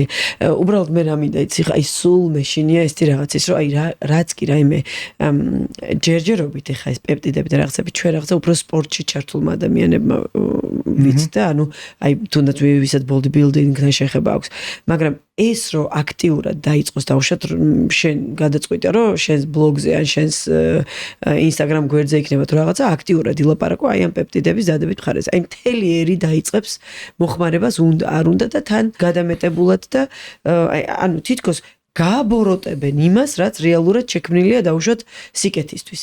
და ის სულ მაგას ვერიდები ხოლმე, სულ მაგის მეშინია, რომ ანუ ჩვეულებრივი ადამიანი, რომელიც აი ეს მხარცეძოზია წამოწოლილი მთელი დღის განმავლობაში არაფერს არ აკეთებს, მთელი დღე ოფისში მოკვაკული ზის და მერე სახში მიდის და ისევ სერიალებს აგრძელებს, რა ვიცი, მაგას არ უნდა კონდეს ამბიცია. ძალიან დიდი იმედი მაქვს, რომ ეგეთი ადამიანი არასდროს არ გადააწყდება არც ჩემს და არც ჩემს პოდკასტს. რატო ვიძახი, იცი, ეგშიშები მეც მქონდა და თუნდაც სალექციო ნაწილში რომ შემეტანა ფარმაკოლოგიაზე ინფორმაცია შიშობდი. და რა ფორმით მიმეწოდებინა ეს, რომ ანუ ემდენი დოზირება და ეს არა, იქ რეალურად რისთვის შეიქმნა ამოწყები. ანუ რისთვის დანიშნულება რა იყო, თუნდაც რაღაცა რომელიღაცა სტეროიდის რა. რომ რეალურად შეიქმნა სამედიცინო დანიშნულებით, იქ ვიღაცას კახექსია ქონდა, ვიღაცას ის ქონდა და მე ვიღაცა ბოროტმა სპორტსმენმა თქვა, რომ მე უნდა ავწიო მძიმე, ან გავიქცე უფრო ჩქარა, ან გადავახტე უფრო მაღლა. და დაიწყო ამის გამოყენება მე უკვე სხვადასხვა სპორტის სახეობებში. უბრალოდ თვალნათლივ ეს მე უკვე ჩანს ბოდიბილდერის სხეულზე. თორე აბსოლუტურად ყველა სპორტში არის ეს ყველაფერი. რა თქმა უნდა. მეც მეშინია მაგ ყველაფრის, თუმცა გეტყვი რომ პატარა თაობა ძალიან ინფორმირებულია ამის შესახებ. აი ხა ჩვენ შეიძლება პეპტიდების ნაწილში რა დავიკრინოთ თავი და ვბალახობდეთ, არ ვიცით რაღაცები, იმათმა შეიძლება ძალიან ბევრი იცოდნენ. უკვე იცოდნენ, ხო. ნუ საკუთარ თავზე ძალიან ბევრი რამე ქონდათ გამოცდილი. თუნდაც აი საიდან გამოწერონ, უკვე ეს გზები მოდი ვთქვათ რომ მათი ძალიან ბუნებრივია რა. კი, ანუ მაგათი search-ის ძებნის მოძიების სისტემა კი არა და უნარების სხვა არის ვიდრე ჩვენი. ხო, დავეწევით. არც არ საჭირო. მოდი დაუბრუნდეთ პეპტიდებს და სემი გლუტიდებზე გინდოდა გვესაუბრა. და მოდი ვთქვათ რა არის ეს და მე მივადგეთ აი ვთქვათ რომ ანუ ეს არის GLP-1 ანუ ეს რაც გვაქვს რეცეპტორი რაც არის აღქმელი იმისა რეალურად რომ შენ დანაყრდი თქვით რომ რეალურად ემსახურება იმას რომ ერთი აქ მოვატყუოთ ეს სისტემა და მქონდეს დანაყრების შეგრძნება ამასთან ერთად ხდება რა ინსულინის მიმართ გრძნობელობის გაზრდა ანუ რეცეპტორი ვთქვათ ანუ რას ნიშნავს მოდი გადმოვთარგმნოთ ეგ ინსულინის მიმართ ანუ როდესაც გვაქვს ჩვენ ინსულინის მიმართ რეზისტენტულობა ანუ როცა რეცეპტორი ვეღარ აღიქონს რეალურად რომ ინსულინი მიუკაკუნა და გამარჯობა გლუკოზა მოგიტანე აი ამ პროცესს რო დაუსიგნალებს რომ მოგიტანე მე შენ გლუკოზა ამის მიმართ უკვე აქვს რეაქცია ანუ მანამდე ყურს არ იბერწყავდა ეხა უნდა მოგზარდი კი ბატონო სად იყავი აქამდე ამის ხარჯზე რეალურად ხდება რა ერთი რომ სისხლში ხდება ანუ ერთი ინსულინის ეს რა ქვია რეგულაცია მეორე სისხლში შაქრის დონის რეგულაცია აქ მე ხდება ესეთი უკუჩვენებები რაც იყო არის რომ ერთი კი ბატონო ეს GLP არის ის რომ შენ დანაყრების ნაწილი გაგზნობინოს მაგრამ ამ დროს გაკიდე სხვა რეცეპტორები რომელიც ელოდებიან რომ კაცო შენ თუ დანაყრდი მე ვარ პასუხისმგებელი იმაზე რომ აქ უნდა ჩამოვიდეს საკვები და სად არის საკვები და ეს რეცეპტორი იწყებს რეაგირებას სად არის საკვები ამ საკვებ და კიდე სხვა რეცეპტორი კაცო იქ რო ის არის შენ რო აქ საკვებს ელოდები რა ხდება და რეალურად ორგანიზმი აი იმყოფება რაღაც დავნეულ მდგომარეობაში რასაც მე თან ახლავს ან გულისრევის შეგრძნება ან თავბრუსხვევის ან შებერილობა და რაღაცნაირად ანუ ერთი რეცეპტორის გათიშვა მოქმედებიდან სხვა რეცეპტორებზეც ახდენს გავლენას იმიტომ რომ სისტემური მოწყობილობა რა თქმა უნდა 35 სპინქტორი გვაქვს ჩამკეტი ნაწლავში რომელსაც თავიანთი ის აქვს ხომ არის ელოდებიან თავიანთ დროს როდის გაიხსნა და დაიხურა მე უკვე გადაწყდა რომ მოდი გავაკეთოთ ანუ შეიმუშავოს უფრო მოქნილი ფორმები ეხლა სახელებს მოდი არ გავყვეთ ანუ რომელიც დამატებით ახდენდა რას რომ ეს არის უკვე გლუკაგონის მიმართ ახდენს იმას რა ქვია გლუკაგონის ჩართულობა არის აქ ანუ ჰორმონის რომელმაც იდეაში კი მოიხსენებენ ხოლმე რა ეს არის ჰორმონი რომელმაც უნდა უთხრას ღვიძლს რომ გამოათავისუფლოს გლიკოგენის მაგრამ ის ასევე პასუხისმგებელი არის ცხიმოვანი მჟავების მეტაბოლიზმზე იმისთვის რომ ანუ ენერგიად გარდაქმნას და უკვე ეს მეორე თაობა რაც არის ზუსტად ამას აკეთებს რომ ერთდროულად სამ სიგნალს აქტიურებს ეს არის ერთი რო ვთქვათ GLP მეორე არის GIP და პლუს ანუ გლუკაგონზე კი ბატონო ანუ მესამე თაობაც არის უკვე რომელიც უფრო ისეთნაირად მოქმედებს რა ეს როვერ ვიძახი სახელს რეტატრუტიდი რომელზეც აქ სხვათა შორის არა ალგორითმი არა მაგრამ ესპანეთში რო ვარ ჩემი ალგორითმი აი სულ რეტატრუტიდი არის მთელი ჩემი ალგორითმი და მთელი აი ეს უცხოური ბლოგერობა სულ მაგას მიგდებს ანუ ხო ნუ რეალურად ანუ მუანჯაროზეც მოდი ვთქვათ რომ აი დაახლოებით იგივე ის არის მუნჯაროზე გაუმჯობესებული ვარიანტი არის ეს იდეაში ხო? ჯერჯერობით მოდი ვთქვათ რომ კიდე საწავლენ ამ ნაწილში და მაგრამ ამასაც აწერია არა ადამიანის გამოყენება თუმცა ვთქვათ რომ ეგ შორს არ არის რომ რეალურად რაც საჭირო გახდა ყველაფერი გამოიყენოს აი იგივე რო ავიღოთ ინსულინი ხო რასაც პაციენტები მოიხმარენ ესეც პეპტიდი არის რა ჯერჯერობით პეპტიდი არის უმრავი პეპტიდი არსებობს რომელიც არ არის ჩვენთვის როგორც პეპტიდი ცნობილი და როგორც მედიკამენტს აფთიაქში ისევ ამ დროს პეპტიდია რა. თავის დროზე სამი ამინომჟავა რაღაცა იქ სპილენზი დაუმატეს და თქვენს რომ გამარჯობა. ხო და ნუ ეს უკვე მესამე თაობა ანუ რეტატრუტიდი არის ზუსტად ეს რომ მასში გამოტოვებული არის უბრალოდ ერთი ის მექანიზმი რომ ანუ შენთან გულისრევის შეგრძნება არ მოხდეს რა ანუ რეცეპტორი იმას გას. აქაც რა ხდება? ჩანაცვლებული არის ერთი ამინომჟავა მეორეთი. ანუ და შენია ეს ფერმენტები რომლებიც არიან პასუხისმგებელი რაზე რომ ეს სიგნალები რომ ჩაერთება ან რაღაცა პროცესი რო გაეშება, ფერმენტმა ის უნდა გაანადგუროს უხეშად რო თქოს, ანუ აღიქვას. და ეს როგორც ვირუსის შემთხვევაში არის ხოლმე, რომ ამოიცნოს, ხო? და აქ უბრალოდ რადგანაც ჩანაცვლებული ფორმით ხდება, ესე გვერდზე face controls რო გვერდზე ჩაული და ახლობით ეს არის. ვერ ამოიცნობს რაღაცა პერიოდის განმავლობაში. თუმცა დოზირებების ზრდაც არის მაგასთან დაკავშირებული, რომ დროთა განმავლობაში ეს ჩვენი ჭკვიანი ფერმენტები და რეცეპტორები იძახიან, რომ შენმე ვერ მომატყუებ. გიცანი. იმალებოდი იმის გლუკაგონის ისა რა ქვია რაღაცა ამინომჟავის უკანა გიცანი. გიცანი. იცი მაინტერესებს მანდ GLP-1-ზე იძახიან, რომ ანუ თუ იწყებ გაკეთებას, მთელი ცხოვრება უნდა გაიკეთო, იმიტომ რომ როგორც ინსულინი გჭირდება მთელი ცხოვრების განმავლობაში, ისევე GLP უნდა იყოს თუ არ იცავ, აი ჩვენ თავიდან რაც ვთქვით, მაგინას მკვებას და ქცევას.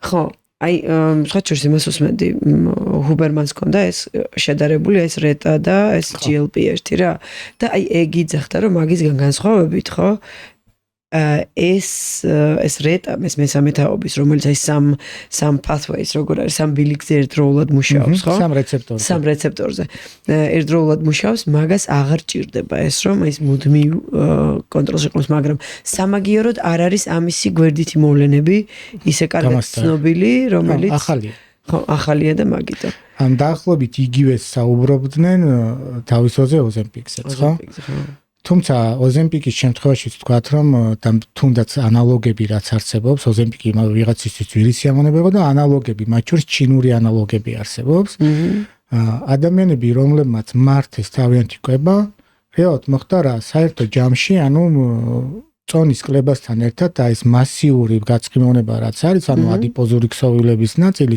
როგორც კი მცირდება და ანთებითი პროცესები როგორც კი ცხრება მათთან ანუ პროცესი ნორმალიზებული არის და ადამიანები რომლებიც იმ 1 წლის განმავლობაში იქნება თუ 6 თვის განმავლობაში არაფერს არ ცვლიდნენ მათ ქცევაში და პირველ რიგში ეს არის ფიზიკური აქტივობა. კი. რომელიც თქვათ რომ ანუ აი ხა ამაზე რო საუბრობ ხოლმე ხალხს გონია რომ ეს ფანატი ხარ ის ვარჯიშ.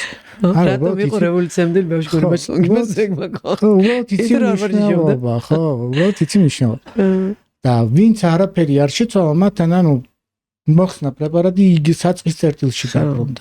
თუმცა GLP-1-ზე კიდევ ოღონდ ზუსტად აღარ მახსოვს რა იყო არგუმენტი, მაგრამ დეპრესიის სინიც იყო ძალიან ბევრი დეპრესიის გამოვლენებები იყო. ამ დროს თვითონ ვთქვათ რომ პრეპარატს ესეთი ის არ ახასიათებს, მაგრამ ზუსტად აი იმის გამო რომ ნახე ერთი გულისრევა მაქვს. გვერდით ეს არის უფრო იძახიან რომ ანუ მეორადი ნიშნები და არა პირველადი ხო.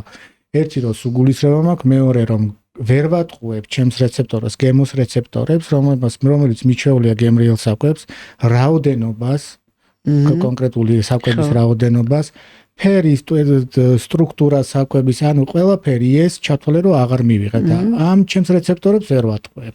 რასაც ახლავს უკვე გაუცნობიერებელი ეს დეპრესიული მომენტები რა. ნუ ეხლა ვთქვათ რომ შეროდესაც იგივე კვებასთან მიმართებაში არ გაქვს საკმარისი რაოდენობით საკვები, ოქსიტოცინის სეკრეციაც უკვე დაქვეითებული. რატო გვინდა ოქსიტოცინი? ხო, ჰორმონი, რომელიც ვთქვათ რომ ერთგულების ჰორმონად კი არის მოხსენიებული, მაგრამ რეალურად აღმოჩნდა რომ ანუ პერიფერიებზეც ძალიან დიდი რაოდენობით ხდება, რაც საერთო ჯამში თუნდაც საკვებთან და სხვა რაღაცებთან მიმართებაში მიჯაჭვულობას განაპირობებს. და ანუ მასეც მოქმედებს, იგივე სეროტონინზე მოქმედებს და იმუშება.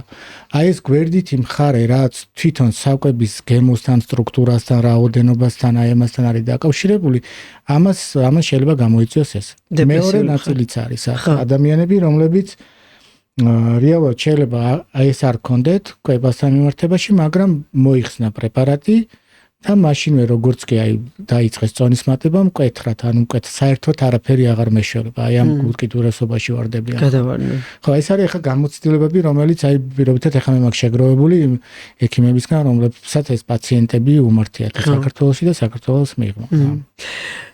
თუ არის სხვაობა ზოგადად აი სინთეტიკურ ისოპეპტიდების თემას რომ მივუბრუნდეთ რა სინთეტიკურ პეპტიდსა და ზოგადად ორგანული არსებობს ეს შენ რომ მითხარი მაშინ მე დავფიქრდი იმიტომ რომ მე მგონია რომ ყველა გარე ინექციური პეპტიდი ყველა სინთეტიკური არის ნახე მე შენ რომ საჭმელს ჭამ ეგეც სინთეტიკურია პირობთ მივიღე წითელი ხორცი.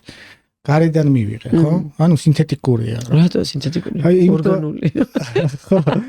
სასმელი ორგანულია. შენი ორგანიზმი. ანუ მე რას ვიცი, აი ქიმიურად დამუშავებული ლაბორატორიაში ჩემთვის ეგ არის სინთეტიკური. ხო. და ისაც ბუნება მომცა. ეგ რატოა სინთეტიკური? აი ნახე, აქაც არის რა, პირობითად ეს ამინომჟავები ხო ხდება იმ ხორცში. ეხლა წარმოიდგინე ბევრი ხორცი რომ მიიტანო. და ამისგან გააკეთო ისევ ამინომჟავები იქ, ანუ ჩვეულებრივად ეს არის ბიოლოგიურად ისეთი პროცესი. ხო.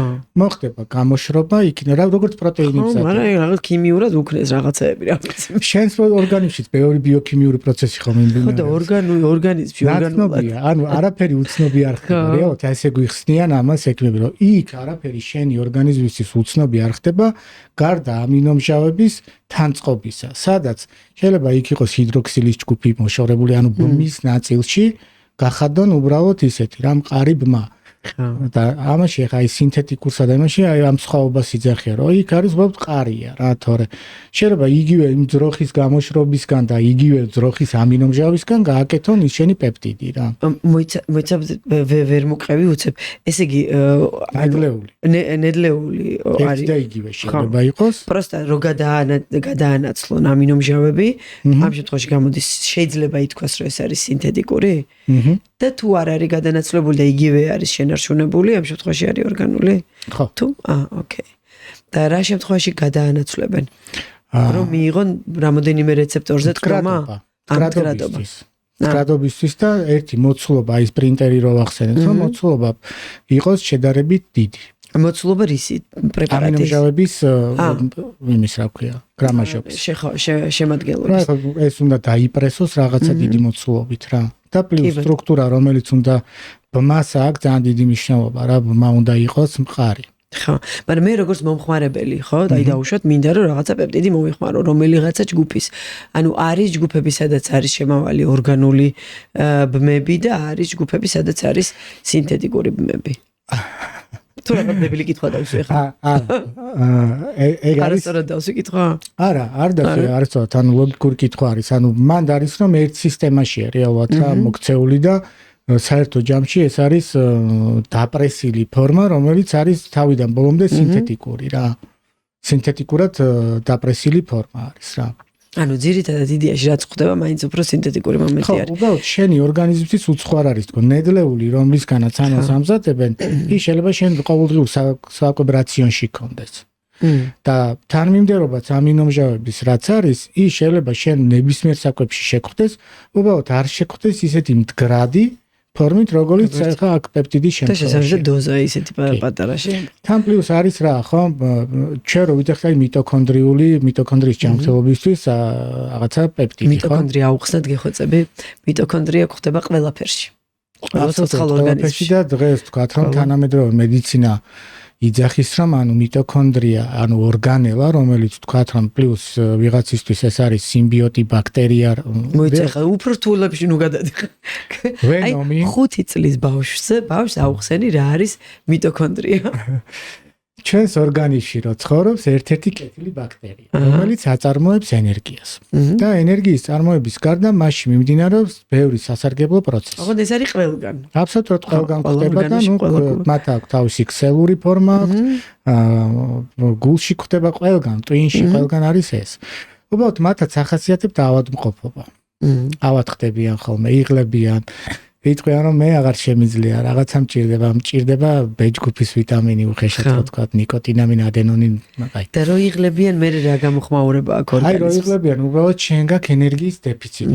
პირველადი გამოვლენა თქვა რომ ენერგიის დეფიციტი. იქ შეიძლება გქონდეს ენერგიის დეფიციტის გარდა მათაც აქვს შიგნით რაღაც ამინომჟავების ჯაჭვს თვითონ აწარმოებენ. აქვს კიდე თავიანთი დნმ. ანუ ჩვენ ხო გვაქვს აბსოლუტურად ყველგან ჩვენი დნმ არის, იმას აქვს თავისი დნმ. ხო, ასე რგოლის ფორმის, რაც მიუთითებს იმაზე, რომ ის არის ბაქტერია და შენს ორგანიზმში ოდითგანვე ცხოვრობს უცხოა. და ამ მიტოქონდრიების გამოჯამრთელებასთან ერთად ხდება ძალიან ბევრი კარგი პროცესის წარმართვა, იმიტომ რომ პირობითად მე რასაც ნახშირწყალს ვიღებ, რასაც ცილებს ვიღებ, რასაც იმას ვიღებ, რა ვქეთ, ცხიმებს, აი ცხიმების და ნახშირწყლისგან უდიდესი ნაწილი ენერგიის საწარმოებლად ამას ყველაფერს იყენებს მიტოქონდრია. ჟანგბადს თავიდან ბოლომდე ის იყენებს, ანუ ფილტვებში არსებული მიტოქონდრები, ანუ მთლიანად ჟანგბადის მომხმარებელი ტიპი არის მიტოქონდრია. და ეს როდესაც ანუ ერთი ენერგია საწარმოებს, მეორე სითბოს, რა, ორი მიმართულება აქვს. ანუ სტრუქტურა აგებულება რო ნახოთ, ანუ მატრიქსი აქვს, სხვა პროცესები მიმდინარეობს აი პატარა ტიპში, რა, უხეშად რო ავიღოთ. და იმისთვის რომ მან გამართულად იმუშაოს, ჭირდება რეალურად მცირე დოზით ან სტრესებით შეიძლება ჭირდება დიდი დოზით. და ერთ-ერთი აი ხაზი რომელიც დღეს არსებობს და რაზეც პეპტიდების მწარმოებლები მუშაობენ და იძახიან რომ ეს არის არ მოგვისმინოს მაინც იმ ხალხმა ვინც წამოწოლილი არის რომ შეგიძლია წამოწვე და შენი ცხიმოვანი მჟავების მეტაბოლიზმი უკეთესად წარიმართოს და ზოგადად არ დაგჭირდეს თუნდაც თუ ჯანმრთელი ხარ პირობითად და არ ხარ ინსულინ რეზისტენტული არ დაგჭირდეს ეს ყველაფერი არის ესეთი MOST-C რომელიც არის აღებულია მიტოქონდრიის დნმ-დან უბრალოდ მატრიქსიდან არის აღებული. რაც საბოლოოში იძლევა ეფექტს, ბევრი ეფექტი აქვს. რა ამ პრეპარატს ერთი ენერგიას გაძლევს, ხდება უკვე რელიეფის გამოკვეთაც ხდება, კოგნიტურ ფუნქციებზე კარგად ანუ საერთო ჯამში სხეულში არსებული აი ყველგან მიტოქონდრიებზე მუშაობს კარგად. მათ შორის ნაზალური სპრეი რაც არის, ის არის აი პირობითად ინფორმაციას ვერ ვიმახსოვროთ. მე და შენ ვერ დავიმახსოვროთ ერთ-ერთ პეპტიდის დასახელება პირობითად. ვერაფერს ხო? აი ამ უნარებში ძალიან გეხმარება. და ერთადერთი რასაც იძახიან და რაც არის გამოხატული სიფრთხილე და რაშიც გმართებს არის ის რომ შიერზე არ უნდა მოხდეს მისი გამოყენება. მეტი სხვა გვერდის ეფექტი არა აქვს არაფერი. შეიძლება კონდეს ძალიან მცირედი აი ნაჩხლეტის ადგილას ალერგიული გამოვლინებას, რაც მე კუნთით რო ნაცვლდება არ. ჯერჯერობით რაც არის აი ესეთი რაც ლოგიკურ მასში არის რა რომ მე თუ პირობითად ვარ დაბალ ნახშირწყლოვან კვებაზე არ მაქვს საკმარისი რაოდენობით ცხიმოვანი მჟავები ხო რაც საკვების მერად უნდა მივიღო ამან შეიძლება გამოიწვიოს ნახშირწყლის შემთხვევაში ჰიპოგლიკემია კი ბატონო ცხიმოვანი მჟავების შემთხვევაში ყველა ის ფუნქცია რაც ცხიმოვან მჟავებს აკისრიათ ანუ დაწყებული უჯრედული დონიდან ანუ მემბრანა სიგნალების გადაცემას შემდეგ ეს პროცესი შეიძლება შეფერხდეს ანუ კეთრ კალორიულ დეფიციტზე იძახიან რომ მოდი მაშინ სხვანაირად უნდა მართო იქ დოზირებებზია და ანუ თან წონის კლება გინდოდეს და თან წამოწოლო და მიტოქონდრიის ხო ნუ ზოგადად არაფერი არ უნდა საკუთარი თავისთვის ბოროტათა გამოყენება რაღაცა პრეპარატის არ უნდა მოხდეს ანუ რეალურად თუ რამე პრეპარატს იყენებ ეს ყველაფერი ერთი თქვა შეიძლება ადამიანებს კონდეთ პროფესიული მიზნებიდან და მეორე თუ რამეს იყენებ ეს დროებით უნდა გამოიყენო იმისთვის რომ თქვა რომ მე ამ პერიოდიდან ამ პრეპარატის დასრულებამდე უნდა შევცვალო ცხოვრების წესი. კი ბატონო. სხვა შეაშენო ზედ რაღაცა ეს. ხო. ნუ ახლა პირობითად ხო არის იგივე რაც ძილის ფაზის რეგულაციაში ეხმარება, ხო? კი. სხვა შორის მაგზილის ფაზის რეგულაციაზეც წავიკითხე. ისე ჰუბერმანს ჰქონდა ნამუშევარივით დადებული. თვითონ გამოცადა, რა თქმა უნდა სახელი ვერ დავიმახსოვრე. ეპიტალონი არის ერთ-ერთი ყველაზე ახალი და ისეთი. არა, რაღაცა სხვა იყო, რაღაცა ორი ერთმანეთს გავდა. მოკლედ სემაქსი. აი ეგა.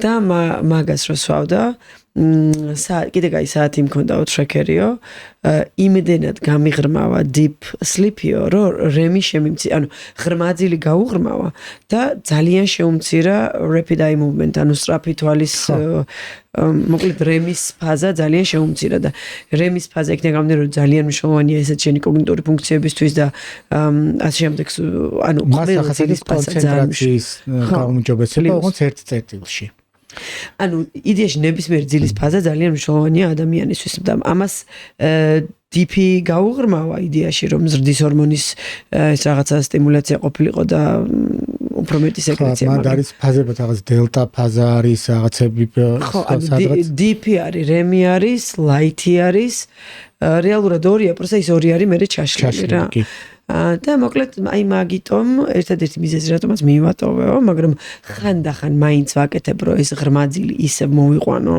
გარდა ისე ასე ვთქვათ, გამოვცადო.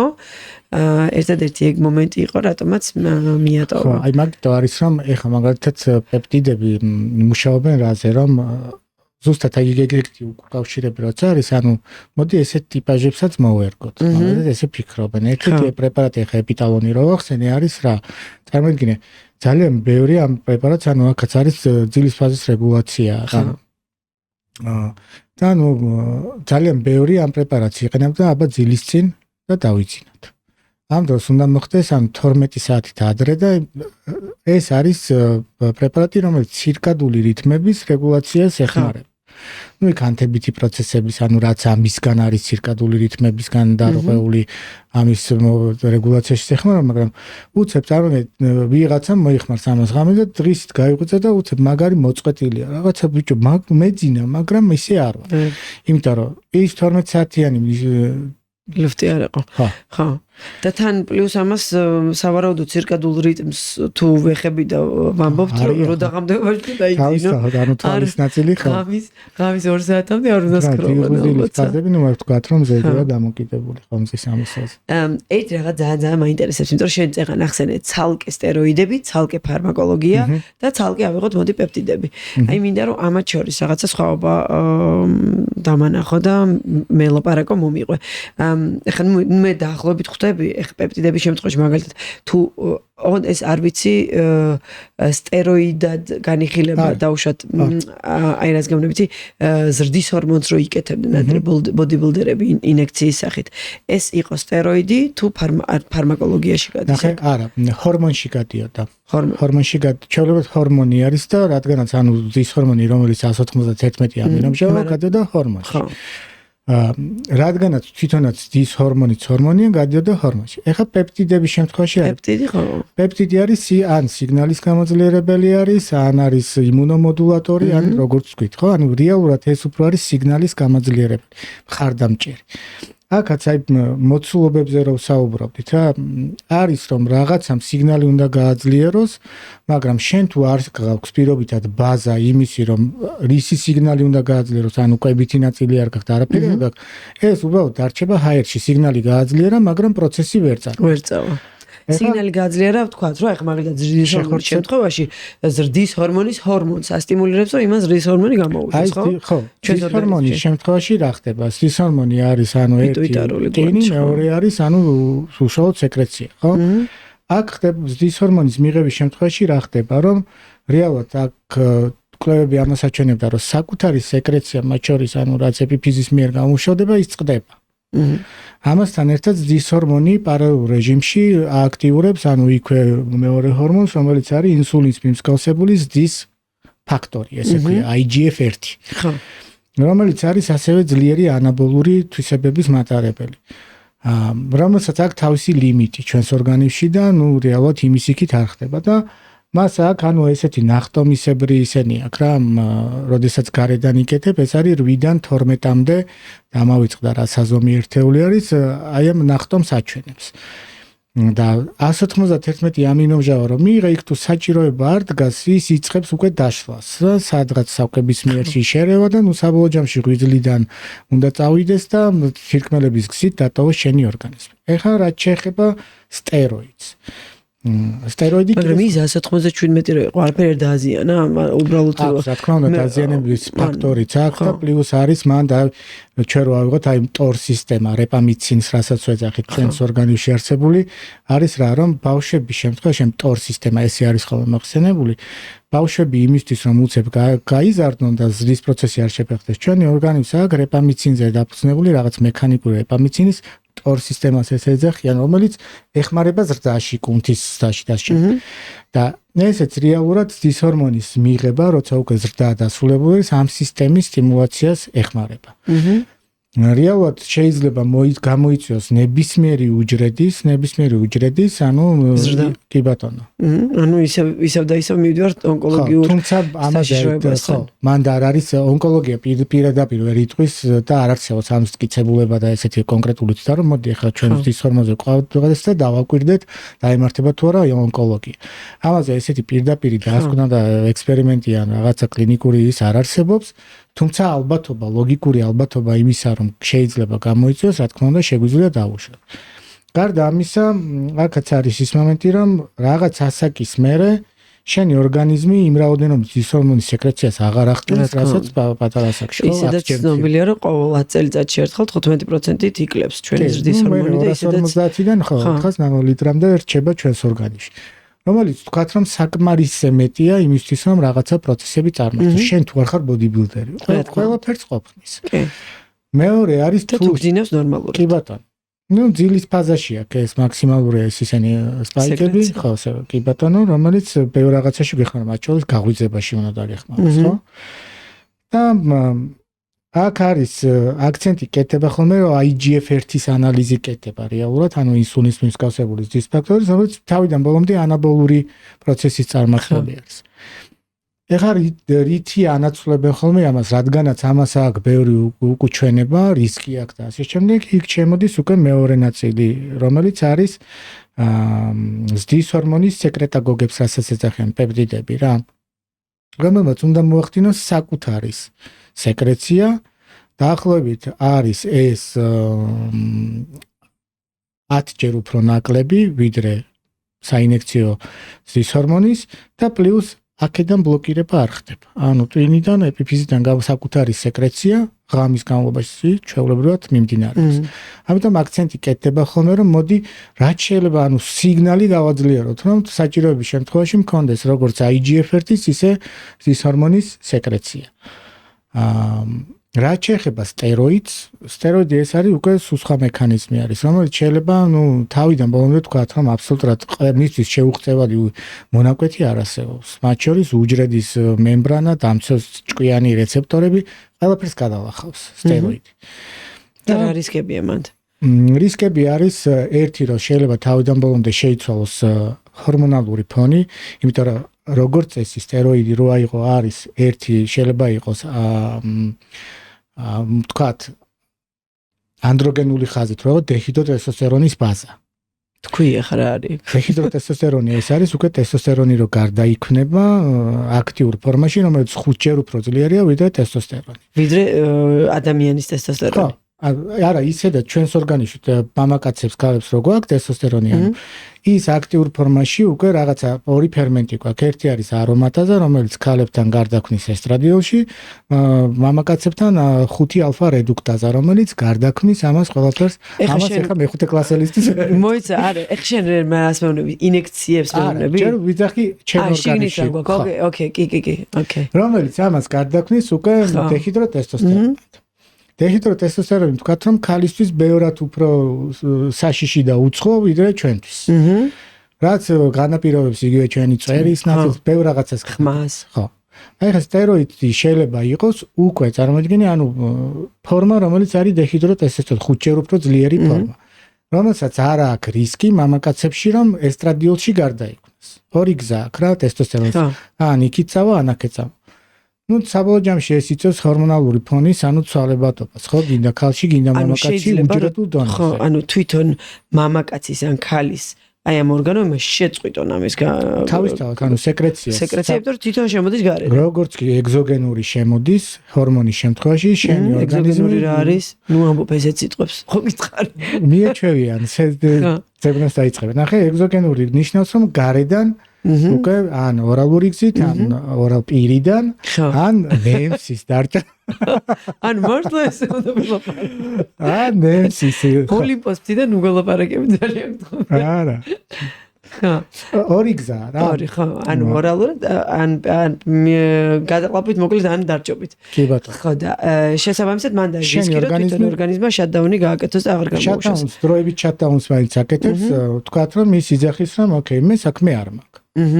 რაღაცა მოდის და ის რაც უნდა გამაკეთებინა, აგერ საიდანღაც გაჩნდა. კარგი, ცოტა ხანი და დავისვი. ასე აჰა, გასაგები, ესე იგი, რო შევაჯამოთ, პეპტიდები აძლიერებენ იდეაში სიგნალს და რომ გამოყოფა გაძლიერდეს და სეკრეციაზე პასუხისმგებელი არ არის, უბრალოდ არის კონკრეტული სიგნალის ამ პროცესის გამაძლიერებელი, ხო? და აქეთ შეიძლება მოხდეს ისე რომ კი ბატონო ამარაგებს, მაგრამ არის უჯრედულ დონეზე უნდა თქვას რომ მე შევცვლი ყველაფერს. გასაგებია. ბაჭო, რა მაინტერესებს პეპტიდების დროს, პეპტიდების მოხმარების ამბავში თუ მოგიკრავს ყური ქალზე და მამაკაცზე რამდენად განსხვავებულად მოქმედებს. ანუ ქალების შემთხვევაში ვიცით რომ აი ყველაფერი არის ძალიან საფრთხილო, ძალიან სათუთად გასაკეთებელი და მოსაპრობი, იმიტომ რომ ნუ ჩვენ გვაქვს ძალიან უამრავი ცვლილება თუნდაც თვის განმავლობაში, თვის ჭრილში ჩვენი ჰორმონალური სისტემა არ არის ესეთი მოქნილი და შესაბამისად თუ არის რაიმე სხვაობა პეპტიდების ამბავში. პეპტიდების ამბავში თქვათ რომ აქ არ არის, ანუ რეალურად უნდა შეხედო რაღაცა სიგნალებს აძლიერებს. ერთადერთი არის თუ კონკრეტულად მოიხმარ პეპტიდს, რომელიც არის დაკავშირებული ლიბიდოსთან ან ცირკადული რიტმის რეგულაციასთან. აქ შეიძლება იყოს, ანუ ცირკადული რიტმები მათ შორის და მელატონინი რო ავიღოთ, ხო? რომელიც თქვათ რომ ასევე გავლენას ახდენს ცირკადულ რიტმებზე და მესტრალურ ციკლზე, ხო? მელატონინი და არ არის მხოლოდ ის რომ ტკბილი ძილი და ასე შემდეგ. ხო. სხვა შემთხვევაში, ანუ ჩავთვალოთ რომ ის სიგნალები, რომელსაც ეს პეპტიდების ჯგუფი რაც ჩვენ ჩამოთვალეთ აძლიერებენ და რაც დღეს ესეთ ბაზარზე წინ არის წამოწეული. არანაირად სხვაობა მისთვის არ არის, ქალის სხეული იქნება თუ მამაკაცის სხეული. თუ რომელიმე კონკრეტული რეცეპტორი, სიგნალი არის ისეთი, რომელიც პირობითად ქალს აქვს და მამაკაცს არ აქვს, იქ შეიძლება იყოს რაღაც ესეთი. ჩემთვის ესეთი რაღაცა ცნობილი არ არის ყოველ შემთხვევაში რა. გასაგებია, არის კიდევ პეპტიდების ჯგუფი, რომელიც აი პრემენოპაუზა, მენოპაუზა, თუნდაც ეს ლიბიდო, ეს ალბათ სავარაუდოდ იქნება ერთი პეპტიდების ჯგუფი არის. ეს და როგორც წესი უფრო ოქსიტოცინზე კეთება, მელატონინი არის ესეთი, არა მელატონინი პრეპარატი არის, რომელიც ამ ნაწილში ძალიან აქტიურად იყენებენ ხოლმე. და ნუ აი ამ პროცესს იგივე მოუსცისაც ახასიათებს ის, რომ მენოპაუზის პერიოდში ან პრემენოპაუზის პერიოდში იყენებენ და ნუ ჯამთელ მიტოქონდრია ვთქვათ, რომ ის პატარა ორგანელა ნიშნავს, რომ რა ბევრი პროცესი მიდის ძალიან დალაგებულად რა. ამის პრაქტიკა არის და ეს მოусცით ვთქვათ, რომ 2015 წლიდან ფართო გამოყენებაში არის რა. არც ისე დიდი ზომის ის არის, რა ქვია, პეპტიდი არის და მესმის.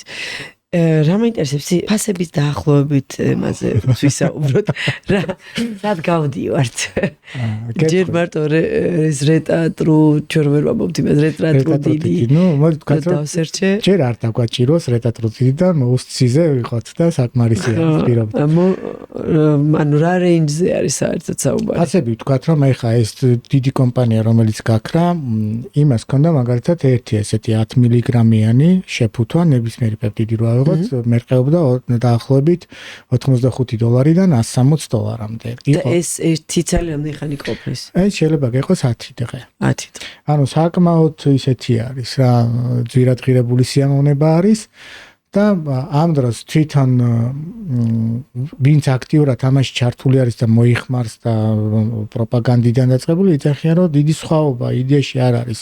2-3 საწარმო არის რომელიც იძახის ამას უფრო დიდი ყურადღებით გავაკეთებ, ცივი იმის რა ქვია გაყინვის მეთოდით ბაქტერიებს მოусპობ, ამას ნაკლები ყურადღებით. აქ არის 0.2%-ზე სხვაობა. მაგრამ ფასებს ანუ წარმოიდგინე საწარმო შეიძლება თქვას, აი ჩინეთია რა საწარმო ნუ, კაი, შენ გაძლევ $80, შენ გაძლევ $100 და ესე შეიძლება შენ $20 გქონდეს. ოკეი, მესმის, მაგრამ მოხმარების ის რამდენი უნდა იყოს, ხო, ხომ ამბობთ, რომ კრეატინი შეგვიძლია სულ გამოიყენო, ხო? ხო, რაღაცები არის, პეპტიდზე არის რაღაცები, რაც შეიძლება თუ არ იყენებ დიდი დოზირებებით და გაქვს ნაკლები ინექციები, პირობითად კვირაში ერთხელ ან კვირაში 2 ინექცია, იგივე მოუსციზე რო ავიღოთ, ეგ შეიძლება თქვა, რომ აი, მთელი ცხოვრება ვიყენებ პირობითად. არჩევანზე აქ რა. მაგრამ თუ საუბრობთ აღდგენა, სანამ არ მოხდება აღდგენა 2 თვე, 3 თვე მაქსიმუმ. და მე შევოლებ თეშობი და გაგრძელებ ცხოვრებას. ანუ შენ შეიძლება ითქვას, რომ დადებითად ხარ განწყობილი პეპტიდების მიმართ. პეპტიდების მიმართ ну მოდი თქვათ რომ მე ბიოქიმია შეიძლება მესმოდეს იმაზე უკეთესად ვიდრე ჩვეულებრივი მოკვდავს ხო იმიტომ რომ ნუ ჩემი მიმართულება ეს არის რა ფსიქონუტრიციოლოგია სპორტული ნუტრიციოლოგია და ეს ბიოქიმიის დონეზე მაქვს ბევრი რაღაც ნასწავლი და რადგანაც ეს პეპტიდები და ამინომჟავების ჯაჭვი ვიცი რომ კონკრეტულად აი ხდება ჩვენს ორგანიზმში და ნედლეული რითით მზადდება და ანუ სტრუქტურას რო გაიცნობ რომ პირობითად წყალია და არის წყალი რომელიც საწარმოში გააკეთეს ხო რა ანუ ერთი იყო ჭისწყალი მეორე არის საწარმოში გაფილტრეს და მოიტანეს რა ან პასტერიზებული რძე და ჩვეულებრივი რძე ხო ანუ როცა ვიცი რომ უცხო არ არის ის ჩემი ორგანიზმისთვის და გონივრულად თუ გამოვიყენებ და რაღაცა ერთიანად შედეგზე ყველა ვარიანტში მან მივდივართ რა გონივრულად ხო ეგ არის ალბათ ამოსავლის ერთები ყველაფრის ხო მაგრამ შენ ორივე გამოგიცდია ხო პეპტიდიც გამოგიცდია შენზე და გამოგიცდია დავშოთ ფარმაკოლოგიით კი აი რა სხვაობა არის ორგანიზმზე როგორ აისახება და ანუ პეპტიდებზე გეტყვი რომ ერთადერთი თუ ტრავმა გაქვს შეხორცებას გრძნობ რომ უცებ მასები არ გაქვს ის ერთი თვის მოლოდინი და სწრაფად ბრუნდები ფორმაში ნებისმიერ ფორმაში მათ შორის ფიზიკური აქტივობა ორ კვირაში ოპერაციის მერე სულ ყოფილი მქონდა ლექციებს ვატარებდი პრაქტიკულს ბოქს ჯამპებიდან დაწყებული გაგითხრა გამოკიდებული ვიყავი აკრობატივით და სტეროიდის შემთხვევაში არის რომ გჭირდება რეალურად ბევრი რაღაცის პრევენცია ბევრი რაღაცის პრევენცია რომ იქ შეიძლება LDL-ის და HDL-ის ანუ ქოლესტერინის კონტროლი გჭირდება, სისხლის რიოლოგია, ჰემატოკრიტი გჭირდება აკონტროლო, ბევრი რაღაცის კონტროლი გჭირდება. ანუ მე ტატო რომ მყავდათ მაშინ პოდკასტზე სტუმრად მითხრა რომ რაღაცა ურთვეში ერთხელ 17000 ანალიზს იკეთებს. ანუ პეპტიდების შემთხვევაში ეს გჭირდება? არა. აი ეგ დიდი სხვა. მოდი თქვათ რომ ანუ სპეციალისტები გვეუბნებიან რომ არა, შეიძლება რაღაც საწყის ეტაპზე ზოგადი ანამნეზის პაციენტს გააკეთა. მე ვიცი და იგივე დარბაზში ჩვენთან რომ მოდიან ხოლმე კითხავს რომ მომხმარებელი რომ მოდის ანალიზებს არ თხოვ მე რატომ უნდა მოვთხოვო? შენ გაიკეთე. ხო ანუ ეს არის ჩვეულებრივი მომენტი რომ იდეაში კულტურაში უნდა იყოს ეს რომ მოდი გავაკონტროლოთ ჩემ ორგანიზმში რა როგორ ზოგიერთი ტრენერი დგას და ანალიზებს თხოვს ნუ აი მარაზმი არის სიცოცხლეა რა ჯანმრთელობა ფიზიკურ აქტივობას რა ანალიზები უნდა რა ვიცი ხო ნუ მოდი ვთქვათ რომ რომც მოგიდანოს ახლა ჯერ რა დონის სპეციალისტი უნდა როგორ უნდა წაიკითხო ჯერ ის ანალიზი ხო ერთადერთი იმას თუ შეხედავ ნორმის იგიტარი თუ ხო გაქცეული გაქვს შემოკარგო ხო და ამიტომ ანუ რაც შეეხება თვითონ სტეროიდებს, გეტყვი რომ სტეროიდი არის სპორტსმენის არჩევანი და საჭიროება რიგ შემთხვევაში. თუმცა სხვა რაღაც არის კიდე ჰორმონშემცვლელი თერაპია, რაც უკვე ასაკობრივი არის მოცემულობა, ხო. თუმცა იქაც ვთქვათ რომ ანუ სტეროიდი ჯგუფში გადის რა ის საინექციო გარედან რომ უნდა დაიჭრა. საინექციო უკვე ოკეია და ეს რაღაცა დრო თქვი დორზე რაღაცა მორგს ეგზოგენური ენდოგენური და ეგზოგენური იმუნური სისტემისთვის არის რაიმე ისეთი რაც თუნდაც აი მაგ მიმართულებით უკვე მუშაობს არის ესეთი ტიმოზინ ალფა შეიძლება იყოს ტიმოზინ ალფა 1, იმიტომ რომ ტიმოზინ αλფა 4 კიდე სხვა რაღაცა. ტიმოზინ ალფა 1 არის, რომელიც იმუნური სისტემის მხარდამჭერი არის. არის კიდე KPV, ესეთი აბრევიატურით ხდება, რომელიც უკვე ნაწლავურ დონეზე არის პასუხისმგებელი.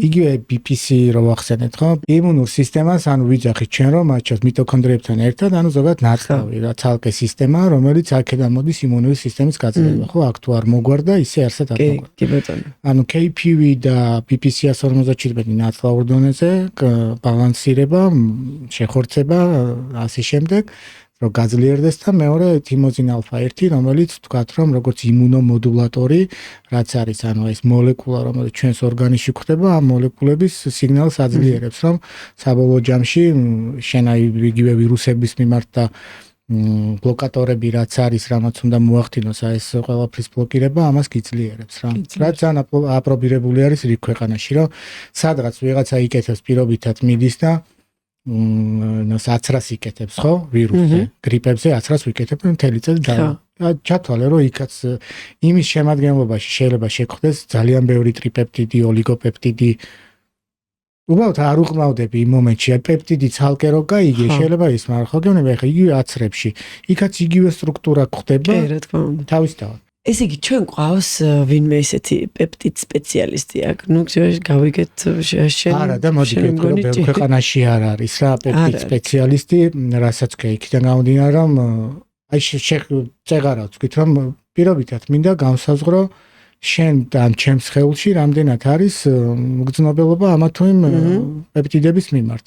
ამის შესაბამისი არც კლინიკა არსებობს, ბევრ ქვეყანაში არსებობს, ჩვენზე მოხდილ ქვეყნებში არ არსებობს. კი, არა, ხო, კი, ნამდვილად. და ამიტომ არის ის, რომ ვიღაცის გამოცდილება, გონიერება, გავფილტრე, 100 ჯერ გავზომე, ერთხელ დავირჩე. 100 ჯერ გავზომე, ერთხელ დავირჩე, არის სამაგარი. აუ, ძალიან საინტერესო იყო, ძალიან კარგი არის. იმედია კიდევ უფრო მეტი ის იცი რა არის, ჩემთვის მაგალითად. ცოტა მაინც მას გვრის რა, რაღაცა დისტანციურ მომენტს, იმიტომ რომ იქ როგორც კი აწერია, რომ ადამიანისთვის არ არის ჯერ და მხოლოდ ლაბორატორიისთვის და ცდებისთვის არის. მან უკვე ცოტა ისეთი რაღაცა არის რა, რომ ხა ესე აუგად და იმათ ან ცოტათი საშიში არის, ჩემთვის ცოტა ესე შორს მდგომი რაღაცა არის რა. ხო, იმედია ყველა რაღაცა ესე სიფრთხილით მიუდგება და თუ არა და აგერ დაგიკავშირდებიან. არ მინდა იყოს. არ მინდა. აპრო მოდიოდი რა გეკონა, ეხა ნახე შენ. იცი რა არის, ერთადერთი მე მაქვს ესეთი იდეა მაქვს რა, ნუ 1000 მიმართულებით ეხა რა თქმა უნდა ლექციებს ვკითხავ, მაგრამ მინდა რომ იმდენს აქვს, ანუ თუნდაც სურვილი რომ ამ რაღაცებში გაარკვეს კლასიფიკაციაში ელემენტარულად ყველაფერი ერთი და იგივე გონიათ, ხო? რამ გეგმაში მაქვს რაღაცა ვორქშოპის, აი საიდანაც შენ გაიგე თუნდაც, ხო? კი, მე ვნახე შენ რო ხო, რაღაცა გინდა ონლაინ ვორქშოპი იყო, შეიძლება ადგილზე დასწრებთ, სადაც ისეთ რაღაცებზე ვისაუბროთ, რასაც ესე ღიად შეიძლება ვერ ვისაუბროთ პოდკასტის რეჟიმში და სადაც 1 საათი არ გაქვს შეზღუდული რა, 1 საათი მართლა ძალიან პატარა და ძალიან ცოტა არის აი ამ უშველებელი თემისთვის და მე ვფიქრობ, რომ ვისაც ეს თემა გაინტერესებთ, ბაჩოს აქვს, მე მგონი აქვს უკვე ონლაინ ვორქშოპი ჩანიშნული. არ მაქვს ჩანიშნული, მაგრამ აბა ის რა სკრინშოტი და შოტი და ხო, ის ერთი იყო ძალიან ისეთი მცირედი და მცირედი. ხო, ანუ ყოველ შემთხვევაში გეგმა აქვს და აუცილებლად ჩვენ შენს არხსაც დავურთავთ აქ, რომ დაგეფოლოუნ, სადაც დავშვათ ინფორმაციას დადებ ამ ვორქშოპის შესახებ და აუცილებლად ჩადეკით რიგში, რომ მოისმინოთ. მოკლედ, ძალიან დიდი მადლობა. ჩემთვის ძალიან საინტერესო იყო, ძალიან ბევრი თემები კიდევ ვერ გავშალეთ უფრო ხმადად შეიძლება და მაგრამ შემდეგ კიდევ უფრო რო დაიხვეწება, კიდევ უფრო ბევრი ინფორმაცია რო გვეცოდინება აი ამ პეპტიდებზე, კიდევ ერთი ვორქშოპი მეთქი, კიდევ ერთი პოდკასტი გავაკეთოთ, იმიტომ რომ ეს წამოვა დარწმუნებული ვარ რა. კი, ნუ ალბათ სიგნალების ნაწილში, ანუ რას ემსახურება, შეიძლება დიდად არ გაიზარდოს, თუმცა დასახელებები არის, აი რა გითხა, აი მიქსები რო გითხა, glow არის, რომელიც ანუ უკვე გაერთიანებული პეპტიდების ჯგუფია. ძალიან საინტერესო სფეროა, ნახოთ, თუ გაიხარა, ხო, კარგი გავიხარებთ ყველა და მოკლედ, ძალიან დიდი მადლობა, ყველას დიდი მადლობა, ბაჩოს შენ ძალიან დიდი მადლობა, რომ ამ შოღამისას გამონახე დრო და მოხვედი. სნეკის კარაქს კიდევ ძალიან დიდი მადლობა, ბაჩო, უნდა გაჩუქოთ სნეკის კარაქია, ისე ვერ გაგიშვებთ, სნეკიც ვერ გაგიშვებდა ისე რომ. არც მიშვებს ხოლმე. ხო, არა. მაგრამ უღრმესი მადლობა მეგობრებო და გემშვიდობებით აი ამ ეპიზოდით. გვიყურეთ აუცილებლად დაალაიქეთ ვიდეო, გამოიწერეთ არხი და დაგვიკომენტარეთ რა დაგრჩათ, რისი უკმარისობა დაგრჩათ, რომ მე ბაჩო მოვიწვიოთ კომენტარებში და სრულად იქ გაგცეთ ხოლმე პასუხი, ან პირიქით მე ბაჩოსთან გადაგამისამართოთ აი იმ ვორქშოპზე, რასაც აპირებს. აბა კარგად.